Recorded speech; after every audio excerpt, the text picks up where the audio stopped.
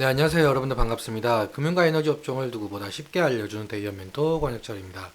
오늘 알아볼 기업은 스틱 인베스트먼트인데요. 스틱 인베스트먼트는 여러분들도 아시다시피 벤처 캐피탈이죠. 오늘 말씀드릴 내용은 스틱 인베스트먼트가 투자한 뮤직하우에 대해서 알아볼 건데요. 같이 한번 확인해 보면서 천천히 얘기 나눠보도록 할 텐데, 그럼 스틱 인베스트먼트 바로 보도록 하겠습니다. 일단 스틱 인베스트먼트는 여러분들도 아시는 내용이겠지만 모르시는 분들을 위해서 간단히 말씀을 드리자면 중소벤처기업에 대한 투자 금융을 제공하는 사업을 지속적으로 영위하고 있죠. 즉 기술력이 높지만 자본과 경영 여건이 취약한 기업 설립 초기 단계에 있는 벤처기업에게 대출이 아닌 지분 투자 방식으로 추후 인수합병, 상장 등을 통해서 투자 자금을 회수하고 있는 사업을 진행하고 있죠. 투자 방법에는 크게 두 가지 정도가 있는데 먼저 투자 조합 같은 경우는 펀드를 생각하시면 이해가 빠릅니다. 펀드 같은 경우도 여러 자금을 모아서 여러 기업에게 투자를 하는 거잖아요. 마찬가지로 개인 기관, 정부, 중소기업 창업투자회사는 스틱 인베스트먼트가 되겠죠.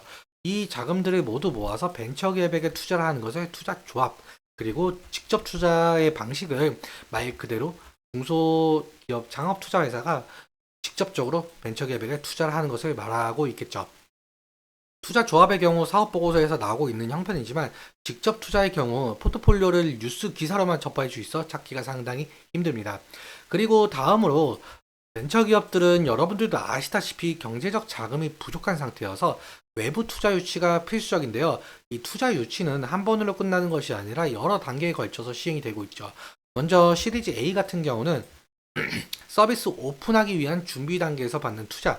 사실 이 단계까지 오지 못하고 망하는 기업들이 많아서 이 구간을 데스밸리라고 부르고 있습니다. 시리즈 B 같은 경우 사업 확장을 하기 위해 추가로 받는 투자 단계, 시리즈 C부터는 스케일업을 가속하기 위한 단계로 대부분 벤처기업들은 시리즈 C 단계에서 외부 투자를 마무리하고 안정적으로 수익 구조를 만들기 위해 노력하죠. 그래서 이 시리즈 A, B, C 투자를 통해서 본격적인 성장을 이루고 벤처기업은 상장이나 M&A가 가능한 기업으로 탈바꿈하게 되고, 그리고 여기서 벤처 캐피탈은 투자금 회수를 통해서 이익을 보는 구조죠. 그럼 다음으로 여러분들도 아시는 분들이 분명히 있으실 것 같은데 스틱 인베스트먼트가 오래전부터 뮤직하우에 투자한 사실이죠. 최근 2023년 5월 23일까지 600억 원 추가 투자를 했는데요. 지금 현재 뮤직하우는 시리즈 D에 해당하고 있습니다. 시리즈 D면 앞서 말씀드린 부분에 대해서 IPO 단계까지 얼마 남지 않은 단계이기도 하죠. 그렇다면 현재까지 스틱 인베스트먼트가 뮤직하우에 지속적으로 투자를 단행하고 있는데 뮤직하우가 도대체 어떤 회사인지 알아보는 것이 상당히 중요하겠죠. 그럼 뮤직하우는 세계 최초 음악 수익 증권 투자 플랫폼인데요. 해당 곡의 저작권인 수익인 저작권료를 누구나 받을 수 있게 하는 시장이죠. 조금 어려운 말이기도 한데 좀 쉽게 말씀을 드려보자면 조각 투자로 생각하면은 좀 이해가 빠를 것 같아요. 그러니까 이게 실제로 조각 내는 것이 아니라 여기 예를 들어서 관찰이라는 곡을 저작권료를 좀 쪼개가지고 수익을 가질 권리를 좀 나누는 거죠. 이렇게 쪼갠 권리를 증권이라고 표현을 하고 있는데 주식도 마찬가지로 증권의 한 종류죠. 아무튼 예를 들어서 뮤직하우에서 여기 관찰이라는 곡을 매수했다면 여기 구매한 수량만큼 그리고 보유 일수만큼 며칠을 보유했는지 그리고 매월 관찰의 저작권료를 받게 되는 거죠. 사실 여러분들 들어보셨을지 모르겠지만 역주행곡인 브레이브걸스의 곡 중에 롤린이라는 곡이 있거든요. 이 롤린이 다시금 주목을 받게 되면서 이 뮤직하우도 함께 주목을 받았어요. 이게 롤린처럼 역주행곡을 미리 예측을 해서 투자한다면 수익을 거둘 수 있다는 점과 그리고 적은 돈으로도 투자할 수 있는 특성을 기반으로 뮤직하우는 18년도에는 1만 명으로 21년도에는 91만 명으로 이용자 수는 빠르게 늘었죠. 거래액도 10억에서 1,742억 원으로 증가했는데요. 아무튼 이 뮤직하우는 시장에서의 주목을 바탕으로 IPO 준비 중에 있었습니다. 그런데 번번이 무너졌죠. 사실상 사업 모델이 주식을 사고 파는 증권업과 유사하지만 투자자 보호를 위한 법적 규제를 받지 않고 있다는 점 때문인데요. 사실상 이러한 지적은 반대로 호재로 작용했습니다. 먼저 뮤직하우스 서비스는 금융당국이 조각 투자를 정의하고 증권성이 있다고 판단했기에 좀 긍정적으로 받아들일 수가 있었죠. 그래서 뮤직하우는 이런 지적을 보완을 해서 다시금 증권 신고서를 제출했습니다. 만약에 이 금감원에서 증권 신고서를 받아들이게 된다면 실질적으로 이제는 상장 준비만 남게 되는 거죠. 여기서 뮤직하우가 상장에 성공을 한다면은 스틱 인베스트먼트도 당연히 주목을 받겠죠. 왜 주목을 받느냐? 여기 지분 구조를 보면은 확인할 수가 있는데요.